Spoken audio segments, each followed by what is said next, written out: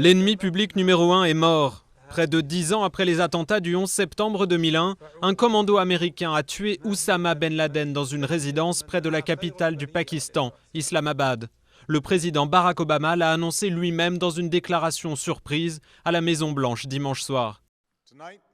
Ce soir, je suis en mesure d'annoncer aux Américains et au monde que les États-Unis ont mené une opération qui a tué Oussama Ben Laden, le dirigeant d'Al-Qaïda. Une petite équipe d'Américains l'a mené avec un courage et une habileté extraordinaires. Aucun Américain n'a été blessé. Ils ont fait attention à éviter de blesser des civils. Après une fusillade, ils ont tué Oussama Ben Laden et ont pris possession de son corps.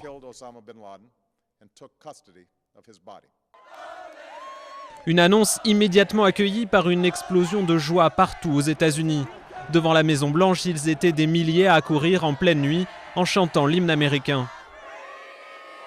Si on tue des Américains innocents, on en paie le prix, tôt ou tard. Le chef d'Al-Qaïda restait introuvable depuis 2001.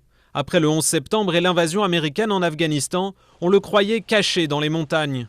Mais c'est finalement à 1 heure de la capitale du Pakistan, dans un complexe résidentiel en plein cœur d'une ville, que l'homme se cachait.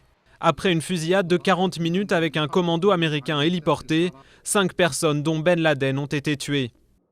Une victoire symbolique pour les États-Unis, mais qui fait déjà craindre des représailles de la part de tous ceux qui verraient en Ben Laden un nouveau martyr.